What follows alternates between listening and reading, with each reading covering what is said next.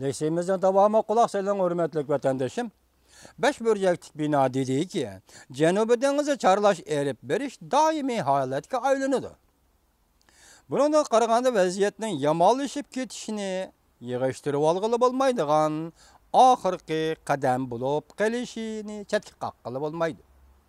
Demek Washington yoki beş bölceklik bina Cenubi Denizi çarlaş elip berişini daimi hareketke aylandırganda o vaqt vaziyetinin yamanlaşıp ketişini yığıştırıp bolmaydıgan ahır qadam bulup gelişini o tosub algılı bolmaydı, çetki qaqqılı bolmaydı deydi.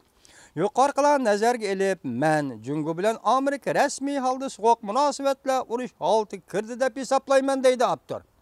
Yuqorqilar nazarga elib, men Jungo bilan Amerika rasmiy holda so'q munosabatlar urush holati kirdi deb hisoblayman deydi Abdur. Amerika dengiz armiyasi qo'g'lug'ichi harbiy parxotining Janubiy Jungo dengizi chorlash elib berishi bir belge va boshlanish nuqtasidir. Amerika Deniz Armiyasi qo'g'lug'ichi parxotning Janubiy dengizda chorlash elib berishi bir belge, bu balki bir boshlanish nuqtasidir. Yangi so'q munosabatlar urushi bilan koni so'q munosabatlar urushining farqi bo'lishi mumkin. Mazmun va alohidligi nima? Qaysi darajaga taraqqiy qiladi bu qatamqi so'q munosabatlar urushi? Koni so'q munosabatlar urushi shakli va holatiga qaytib boramdi. Hozir mo'lcharlash qiyin.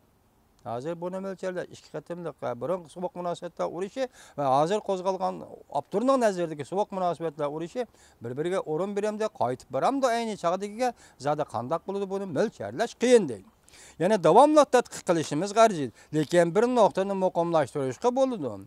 Jungo bilan Amerikaning yangi so'q munosabatlar urushi holati yer shari tartibini bo'linishga va qaytadan tashkillanishga olib keladi. Mana bu gapga diqqat qiling, bu Abturning hukmi ekan.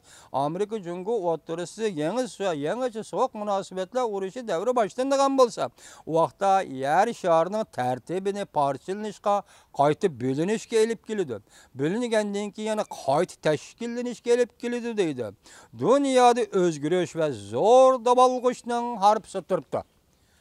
Amerika Jungo munosabati o'rtasida so'q munosabatlar urushining yangi davri boshlangan bo'lsa, ya yangicha so'q munosabatlar urush davri boshlangan bo'lsa, undaqda dunyo bo'linishga, parchalanishga yuzinadi va qaytadan tashkillanadi deydi.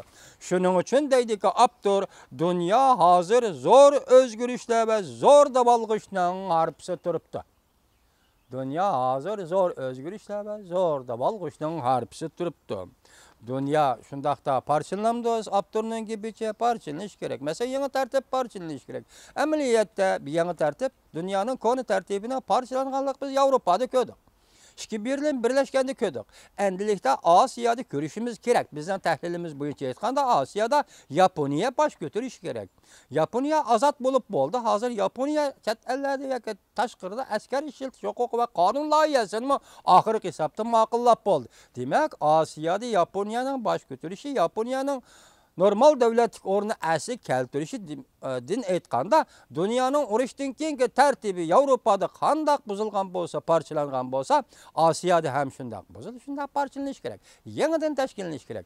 Agar Amerika Qo'shma Shtatlari shundaq yangi bir tartibni nishonlab o'tirg'i chiqaradigan bo'lsa, umidimiz zo'rki, Uyg'ur vatandoshlarim, Uyg'urning dardi bir masala bo'lib dunyoga chiqishi mumkin.